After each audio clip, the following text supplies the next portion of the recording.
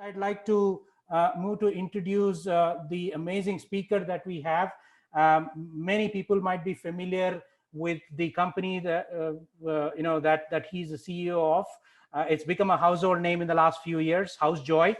It's a home services platform company, and recently, Housejoy also launched a very interesting product around construction and renovation. Right, so understanding the pain points of the customers who want to build their own house.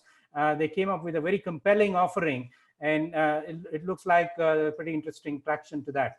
Prior to being the CEO of Saran, he was a vice president of product management at Flipkart, again, a household company that needs no introduction. Before that, he spent 6 years in leadership teams and senior roles in Yahoo. He's also an angel investor. So he comes from a very strong product background. But before that, what is fascinating, and I think what is relevant in our current theme and the topic, is how did he make the transition from being a project manager to a product manager to a CPO and then finally to a CEO, right? So I'm very curious to hear that story, and I'm sure many of you are. So I'd like to welcome Saran. Say hi so that folks can see you, and glad that you could make it. So please go ahead and tell us your story. I think it's a lot more personal story than many people can. So please go ahead. Thanks, Sai. Hello, everybody. Thanks for staying so late. I think this is a global audience here. So for some folks, it's really early. For some folks, maybe it's really late. So thank you for being here. Really happy to sort of be here and share the story with you folks, and thanks to the IPL team for having me here. It really as much as I like sharing my stories, I'll keep it brief and make it relevant and interesting for the audience here. Good. So I have a sort of a small presentation that I've sort of put together just to guide the conversation. So Sai, would you recommend sort of just sharing? Absolutely. So do you want me to share, or you can share the screen right away from your desktop? Yeah, I'll just share it. Yeah. Just to guide the conversation. Yeah.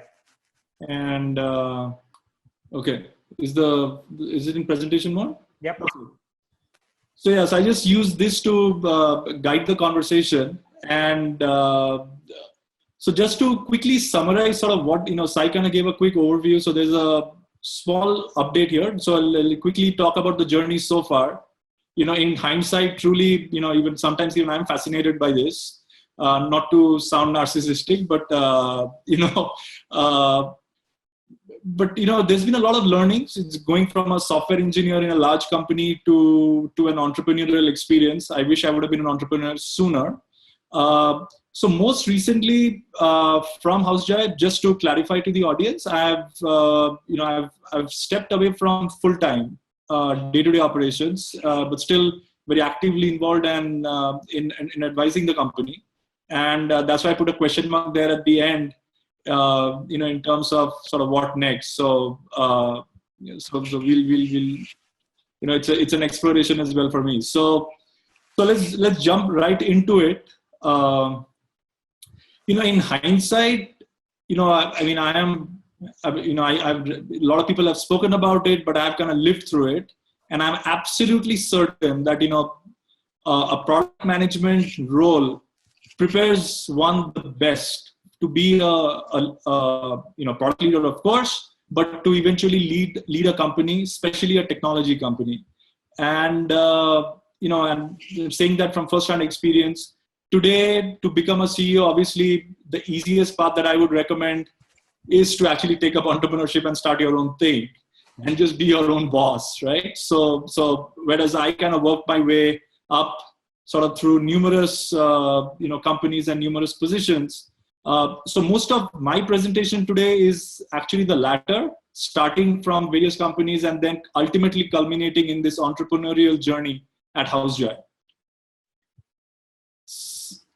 So, as I said, I started off as a software engineer at Fujitsu, and, within 6 months, I realized, and this was, a large organization, building network management switches. And within maybe a couple of months, I realized this was not for me.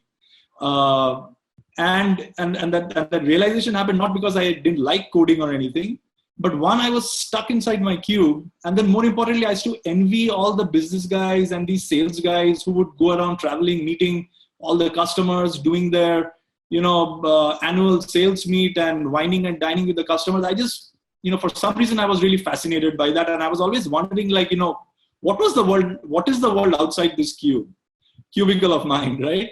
And so in my head, sort of, while I was still an engineer and I continued to be an engineer for a good, I would say 2 years at Fujitsu, but, I was continuously kind of seeking out, meaning kind of making a proactive effort to really mingle with the business folks, the product managers. We had product planning guys, we had sales folks, and continuously trying to make myself relevant to them, to maybe someday they would take me to a client meet, and that would be sort of a small victory for me.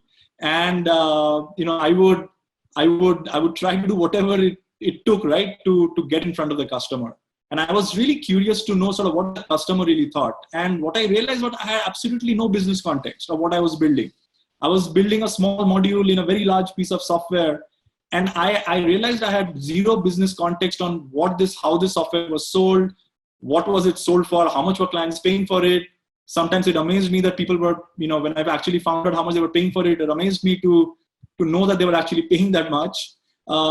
So all of these questions kind of crept into my mind, and I was continuously seeking answers, right, to these questions, like why were clients paying what they were paying, how are the sales guys selling it, and these are the kind of questions that I was continuously, trying to get answers to by mingling with all the business folks, the product planning guys, the sales folks, right? So that really paved the way for my transition. And after sort of, I would say about 2.5 years of software engineering, I finally made a switch into, what was then called as project management. And essentially my job was sort of be that intermediary and just take all the requirements from the product planning guys and just make sure that they were delivered and executed on time.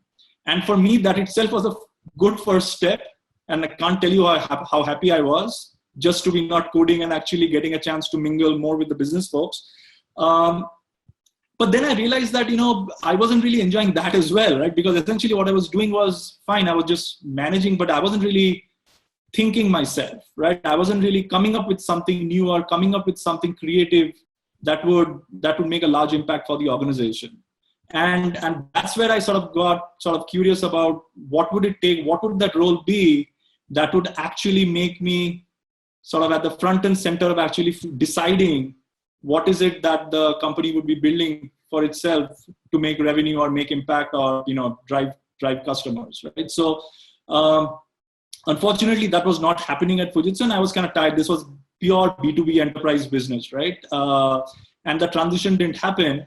So, so I made a sort of a concerted effort, right, to cut over, because the thing in my head was actually be able to build products that were going to be used by millions of users. And clearly Fujitsu was not going to give me that.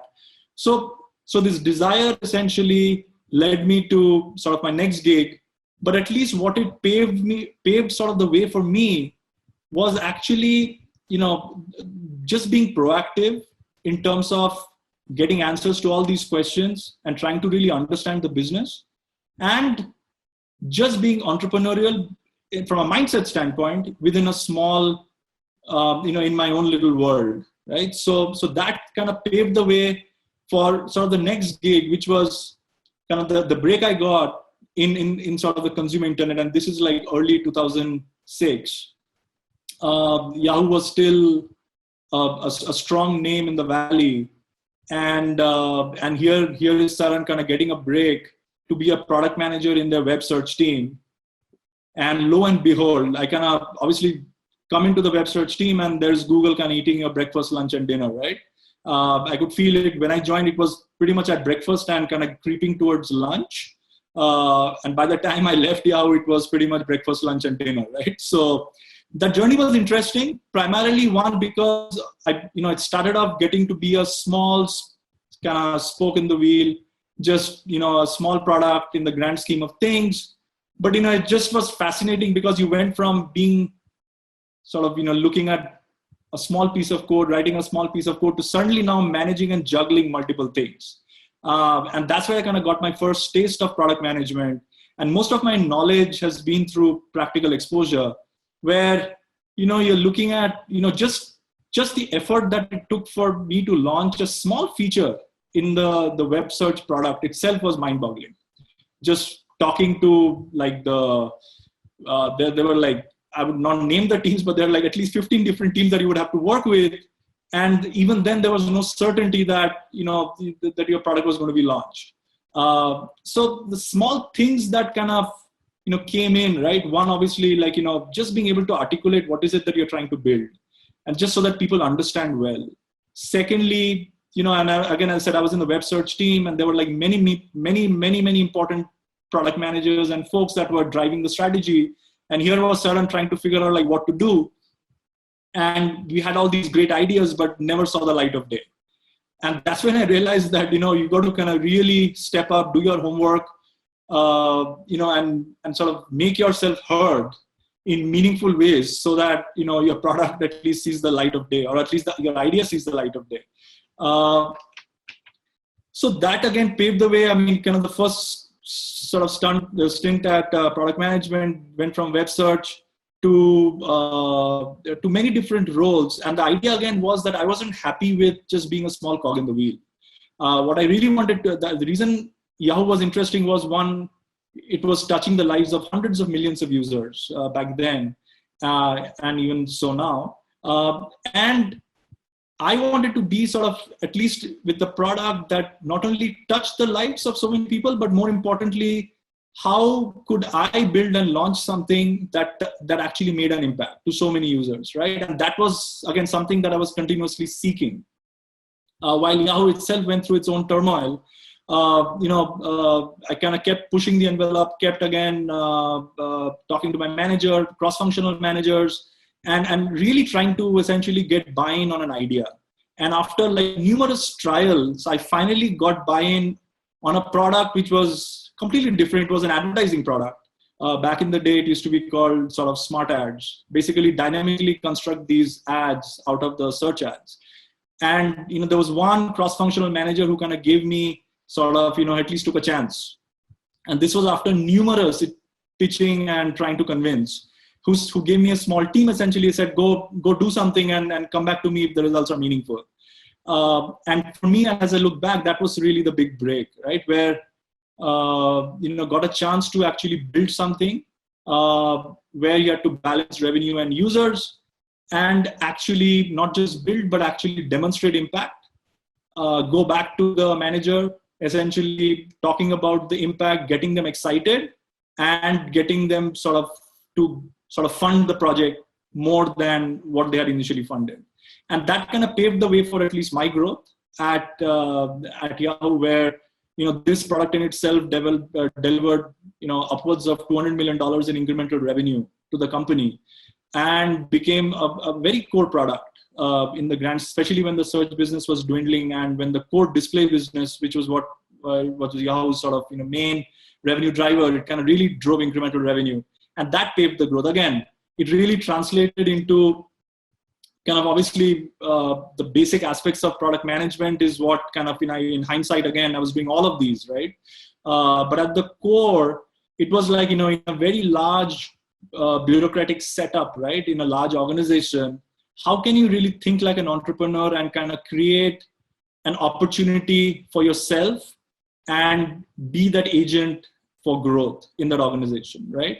And to me, that is what was sort of that main, sort of, I would say, the driver at Yahoo, as at least as far as I'm concerned. And again, as you see, right, I mean, my first stint at product business, I really kind of, got exposure to kind of many aspects of product management. How do you get buy-in? How do you build the right products? But more importantly, thinking business, thinking revenue and cost levers, which is, again, a very important trait as you're kind of looking to build these products. The next part of the journey, which I think before Housejoy at least was the most interesting part of my career, was the journey at Flipkart.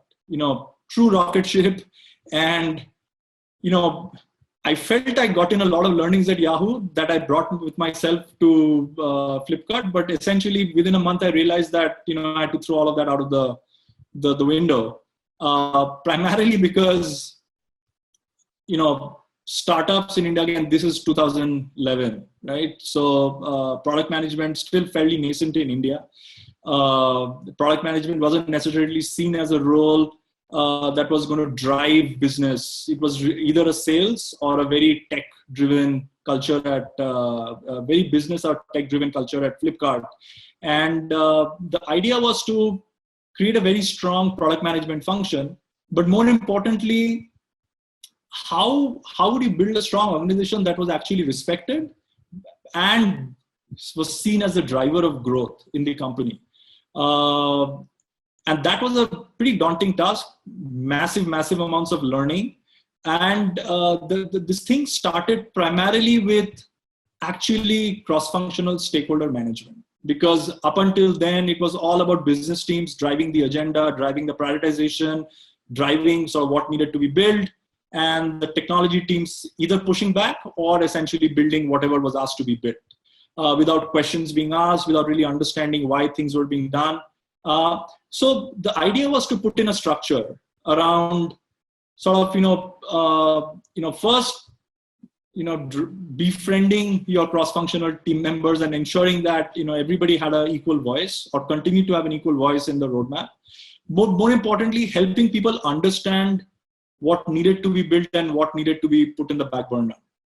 And that's where kind of a strong kind of culture of asking the right questions. And, we started something like the 5 whys at Flipkart, which is before we kind of said yes to anything, we would actually at least ask the question why 5 times to any new idea that was being put on the table. And just that in itself paved the way, a very simple thing, but it just paved the way for massive amounts of prioritization in the company, especially with the business teams that, that needed everything and that needed everything yesterday, not even tomorrow, right? Everything had to be done yesterday and there were like 50 things. So it's really about kind of creating that sort of strategic framework, right? To evaluate, simple framework, creating a framework of measurement and impact. While the business itself was growing thanks to the macro trends and the macro variables and very strong marketing, the question always was asked was, what was product really doing? And what kind of impact or incremental impact was product really having on the overall business? And that question was incredibly hard to answer because either it was, an idea that originated from the business teams that product just essentially project managed or facilitated, or, or things weren't really clear. So it was really about measuring. I think the culture of A/B testing came in, where we were able to sort of really isolate the impact of what product managers were really doing and what kind of impact were they really having. And over the course of time, we kind of really push product managers to really understand business levers, to really start figuring out what were the new business capabilities that should be launched that would drive business. And capabilities like the first flash sale that originated at Flipkart, capabilities like product exchange, capabilities like no-fee EMI, which back in the day which started, there were actually, most of them are actually product originated. Capabilities in the supply chain, automation were product originated. The consumer experience in itself, that how do you kind of make the consumer experience more frictionless through rigorous experimentation and testing, which again paved the way for incremental conversion, incremental business, incremental for the company, right? So all of these essentially were different. Obviously, you have to operate in an extremely agile fashion while maintaining some sanity, and really sort of those were the main things at Flipkart, right? It was all about sort of prioritization, coordination, and communication, and more importantly, leading cross-functional teams, right? How do you really lead cross-functional teams, align them towards one common goal? But more importantly, I think for me personally, that sort of came about in this journey at Flipkart, right? Was developing this founder mindset, right? And up until then, it was all about sort of this entrepreneurial, mindset, right? Which is kind of how do we get things done fast? How do we kind of really be creative, innovative, and launch things that deliver impact, right? But this founder mindset is a completely different thing, right? Entrepreneurial mindset obviously is a subset of the founder mindset, but the founder mindset is that level of ownership and that level of ownership that you take, right, on problems. And problems could be anything, because as a founder, your problems are, every problem is your problem. And you get sleepless nights for the rightful reasons, because you're trying to solve every single problem, right? And the level of ownership, obviously, that a founder demonstrates is it's exemplary. So these are the kind of things that it's kind of it crept in on teams.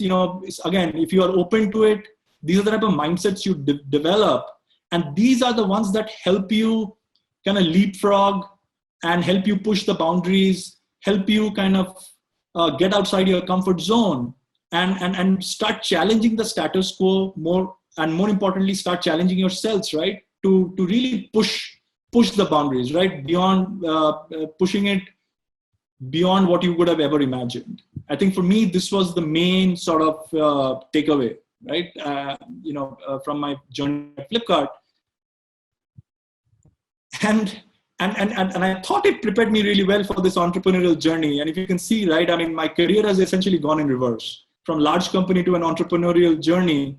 In hindsight, I would actually reverse this and actually take that entrepreneurial plunge much earlier in your career. But the entrepreneurial journey, essentially, again, there are certain frameworks obviously you pick up, there are certain skills obviously you pick up. We talked about it, but within a month, again, I realized that all the Flipkart bravado had to be thrown out of the window, because the journey as an entrepreneur is a whole different ballgame. Because again, as I said, right, every problem is your problem, and problems aren't necessarily product-related problems, right? What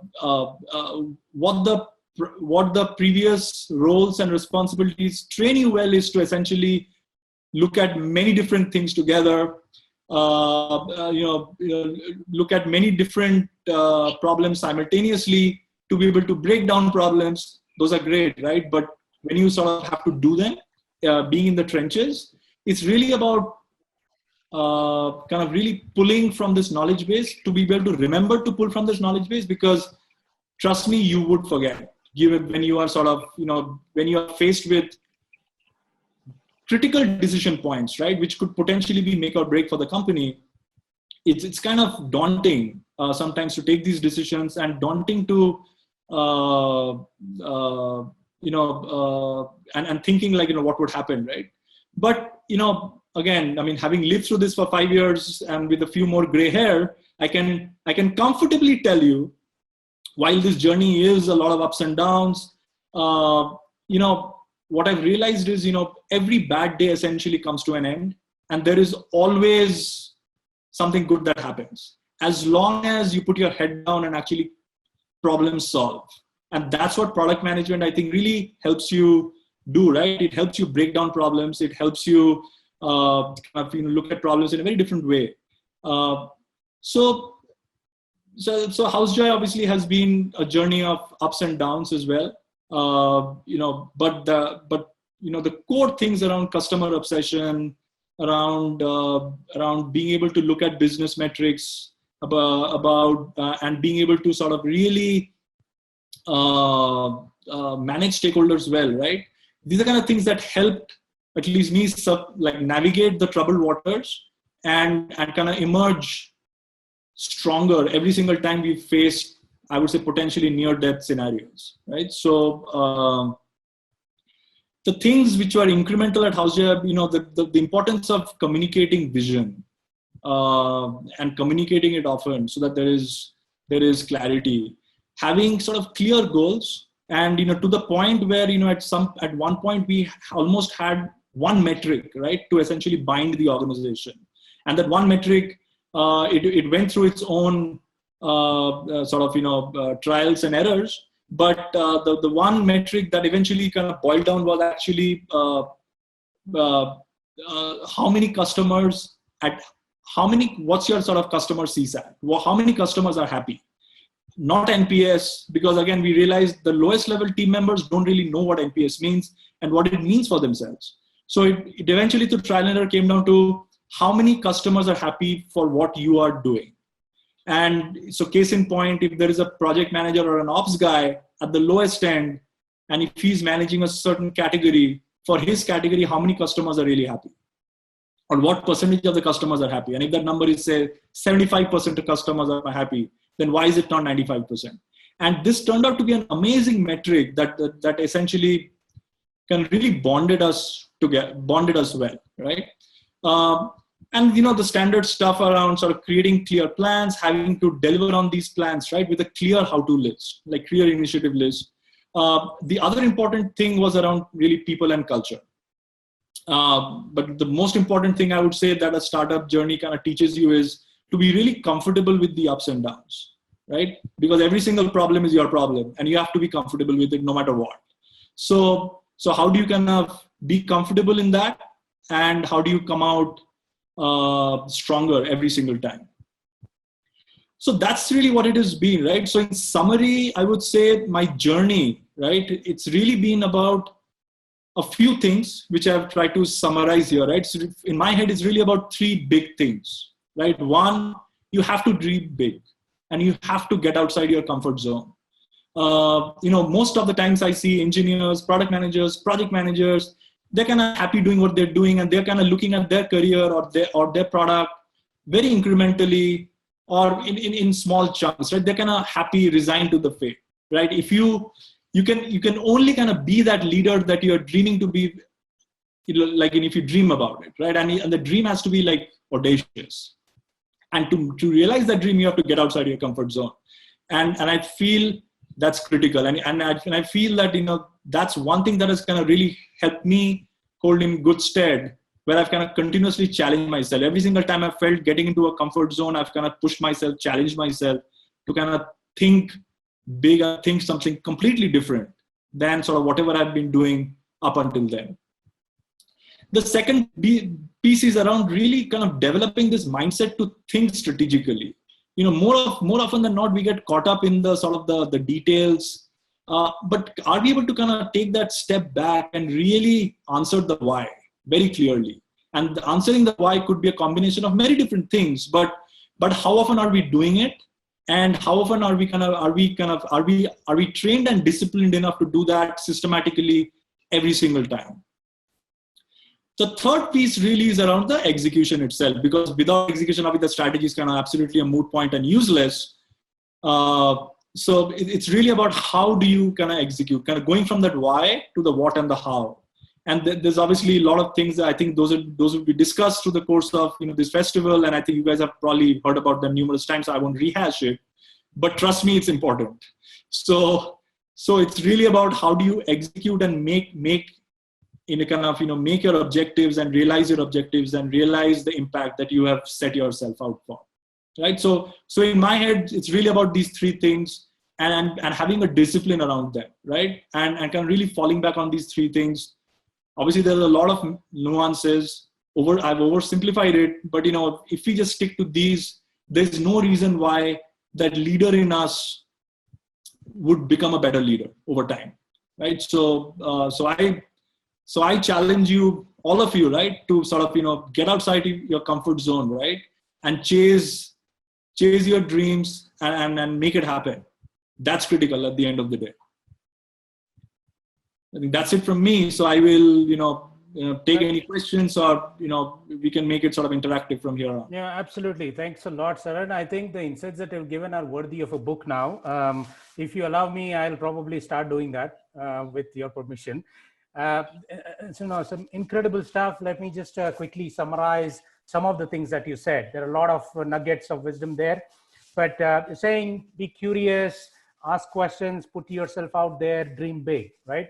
And as you go along, some of the things that becomes very important is cross-functional stakeholder management, right? And especially as you grow within the organization, whatever functional role you may be in, at a certain stage, that becomes so critical, right? So which means your ability to understand what the other function does and why it exists, and hence you coordinate and collaborate with them, becomes so critical, right?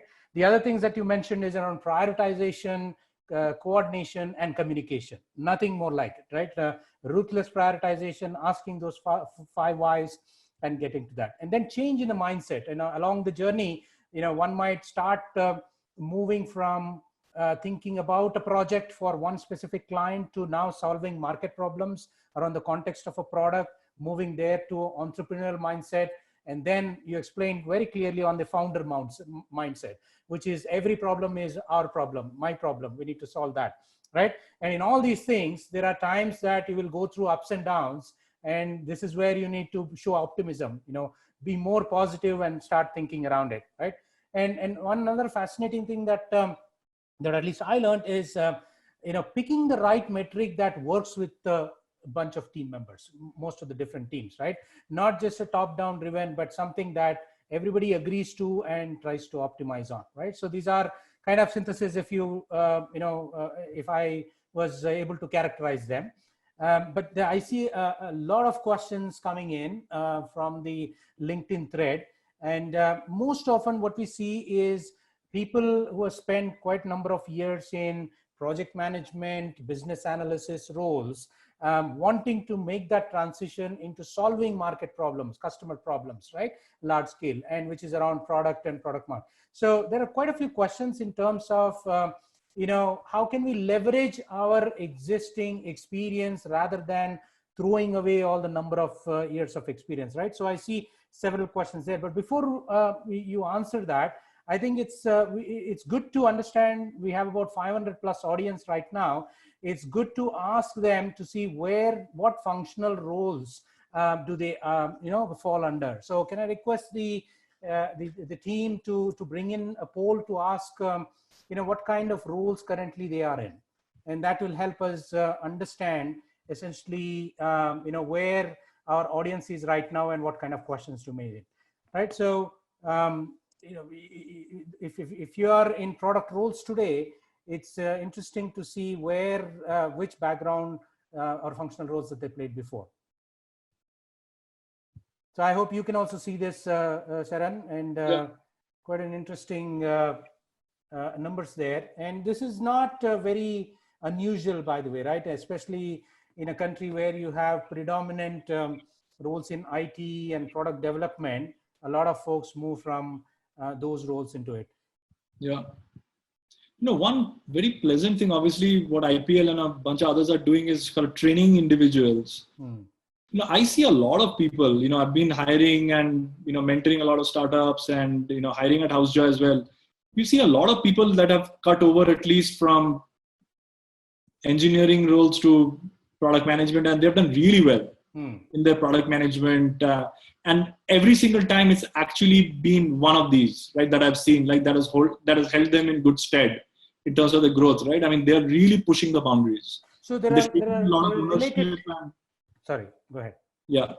No, so there are related questions around what does it take for somebody to get there? What would you, for example, look for somebody who has spent, let's say, 7 years, 8 years, 10 years in project management, business, but are looking to, what's the guidance there in terms of what they should start equipping themselves in, what they should invest in, if you will? And I think it varies by individual, and that's sort of what I've seen, right? I mean, there is no one size fit all, actually, right? If you look at my journey, in my journey, it was, I was stuck in enterprise business. I wanted to cut into consumer internet, and that to product. So I'm switching industries and I'm switching functional roles. And there was nobody that was willing to give me a break, to be honest. So for me, I used an MBA sort of as a kind of a cutover, right? Because I was trying to switch both the industry and functional role, right? I was an engineer. I'm trying to cut over to product management in consumer internet. So I actually used the MBA to cut over, right? Whereas now that given that, people are realizing there's a lot more awareness about what product management is, what are the kind of skills that are required. Now I think it's really about picking up those skills, right? Now those skills could be picked up through formal, like there's enough formal bodies, right? Such as IPL, right? And there's enough knowledge out there that people can pick up the skills. But what I've seen is that people that kind of pick up the skills by doing, right? Either in their current role or doing some kind of side freelancing, consulting, but just picking up a skill, right? So that when you're actually interviewing for a potential role, right, that you may be interested in, it's really about demonstrating those skills, right? Because, the theoretical knowledge only goes up to a certain point. At least when I interview people, there are people who come with a lot of theoretical knowledge, right? But, I'm trying to see where in their journey as an engineer or a project manager or an engineering manager, whatever, right? Where have they demonstrated certain product skills? And what you're essentially saying is while skills are important, but if you're not learning that by doing hands-on, right, getting yourself into situations, putting yourself in where you can actually apply those things. Yeah, I mean, again, not saying that you won't be able to cut over, but if you want to be like a great or a good to great product manager, right? I mean, you have to have enough you have to put in the hours, right? Of kind of those experiences of being in different scenarios, different situations and dealing with them, right? And often, again, I think follow-up question that at least I've heard from talking to several folks in the same context is, well, my organization does not provide me the opportunity to do this, right? So is this a function of an individual, or is this a function of an organization, an opportunity, or is this both, right? So again, before, I think let's just ask folks to see if how they feel about it, right? A lot of people might say that, if organization doesn't provide the opportunity, there is no reason to be in that, right? But before I get your perspective on that, let's just ask this quick question to the audience to see another poll, if you will, the team that's dynamically working here. If you can bring that up, and we'll see how the audience here will choose this, right? So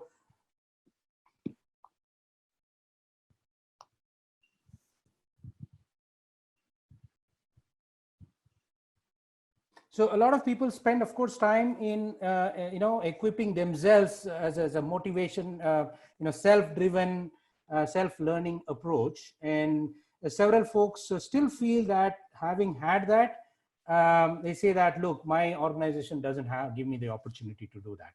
I think it's also kind of what we see similar reflection, but that's fascinating. Yeah. While you're waiting for the responses, go ahead, please. Yeah. While you're waiting for the responses, I feel, if the current organization doesn't allow you to cut over, then you have to proactively make that switch. And for that, you have to network like crazy. You have to be out there. Essentially, see, most of the time I see people, for instance, you are stuck in as I said, that you're stuck in, say, an enterprise company and really want to solve for the end customer. I'm just saying, say that's your wish. To make that happen, you know what the target companies are, you know what the target business are, where you would like to work. You got to network like hell. And especially in today's day and age, everything is available. There's some connection. There's somebody who will be able to connect you to somebody in the target company, right? That you are actually aspiring, or, you'll be surprised just by sheer amount of like that proactiveness in networking, the proactiveness in picking up that skill, the proactiveness in talking to people and understanding how they have solved the problems that they have solved, right? For instance, say you've not had first-hand exposure into, say, a real, let's just say, product management, right? But just talking to somebody who has sort of been through that journey and learning from their experience itself is actually tremendous learning. Right? For instance, talking to a product manager who's seen it, who's seen through one life cycle and asking these questions and really understanding how they make certain decisions, or how they actually prioritize, or how they have used to get buy-in. All of these things, right? I mean, these are learning. And this is where I think people, when I say get out of your comfort zone, what I essentially mean is it's up to you, and you really have to make it happen. And it's really up to your ambitions, your desires. And for that, all the tools are available. You can network like crazy. You can talk to people and learn from their experience. There is enough learning available online to pick up these skills. You can do side projects. I mean, there's enough and more available if you are willing to put in that effort. Nothing. And I'm sure, there are places where they can get help in putting yourselves out there, right? Rather than individually trying to go and do this, which might sound daunting. There are places where, within your own organization or within places which provide a pre-incubator system where you bring your idea and how do you take this through different stages, right? And what are the right skills and mindsets that are required to take it through? But all you're saying is you have to take that initiative. You have to take that initiative. There's no other way. I mean, I'll give you an example. When I was trying to cut over into consumer internet and I was just not getting a break, essentially, there was nobody that was willing to give me a chance. Essentially, what I did was I said that, fine, my core job at Fujitsu, which is writing this network management software, while that is happening, and the good thing about working in these large organizations, at least what I've seen, is that you have enough time, by the way, for other things. It's what you choose to do with that time. Yeah. And essentially what I started doing was I said, look, I figured out there were certain, I wouldn't even say target companies, by the way. These were just companies, really small, tiny organizations that don't even have the ability to pay, but have the willingness to launch a consumer product, right?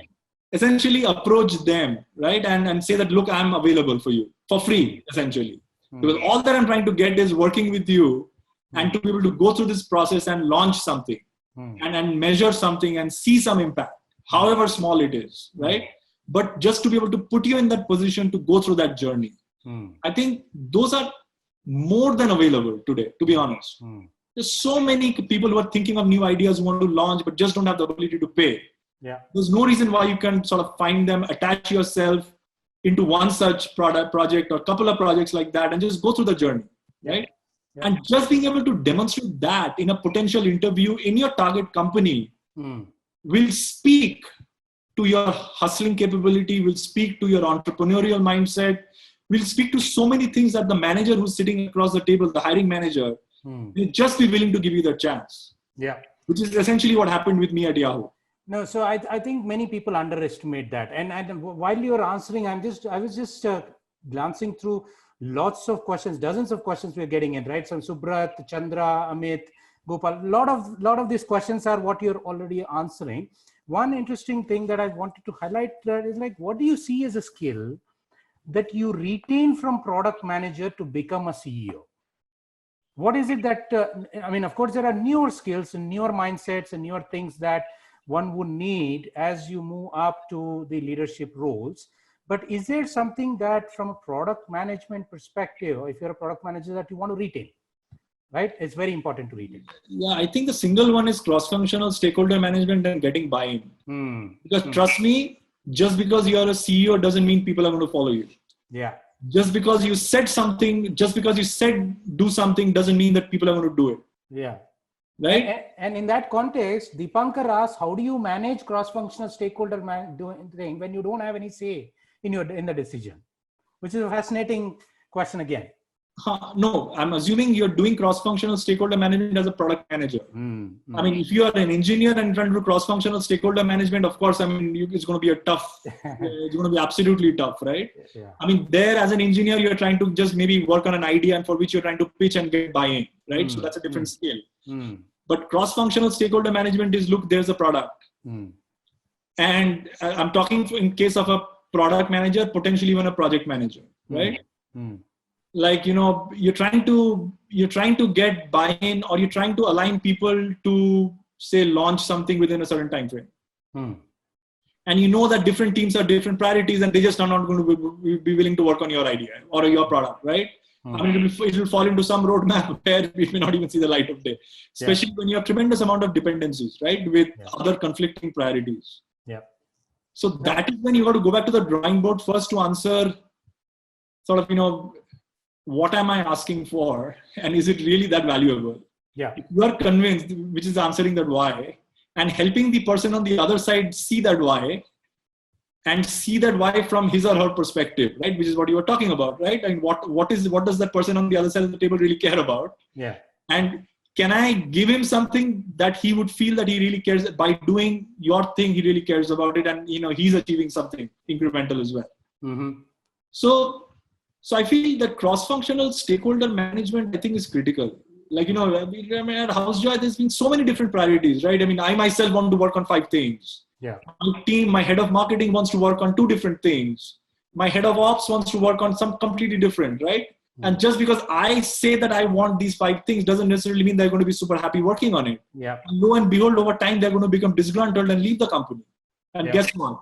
You're not going to achieve anything by that, right? So it's really about how do you get that buy-in. So for that, you have to continuously, first yourself, you have to be clear, right? Why am I pushing for certain things? And then if you really believe in that, then you got to really push hard. Yeah. Buy it, right? So it's critical that you're saying that you get to that that role which puts you in a state where you need to work with cross-functional teams, and then start. Whatever that role is. Yeah, that's very important to get there. And to get there, what you're saying is, skills learning is not just enough, but you need to put yourself out there. You need to apply these things, either doing side gigs, volunteer projects, or any of those things, hands-on, experiential, and then your ability to convince somebody that you can actually get to that role, right? Absolutely. So that's essentially the recipe according to you. Well, that is awesome. I think we are close to the top of the hour. There are many, many questions. Thank you all for asking those questions in the thread. And I'm sure Saran will look at those things, and he will probably give you some generic responses that will address most of these things. Feel free to do that, Saran, in the link. I'm on Twitter, LinkedIn, wherever. Feel free to DM me. Go ahead. And now you should be very wary of saying that, given that you have. As I said, right, I'm transitioning from Housejoy, so I have a little bit of time. Amazing. to help, to give back. Great. So with that, I think, thank you so much, Saran. Really appreciate your time and the insights that you have provided. These are, really for anyone from making a transition from, whatever functional roles that they are in to a product roles, and taking that journey are going to be incredibly valuable.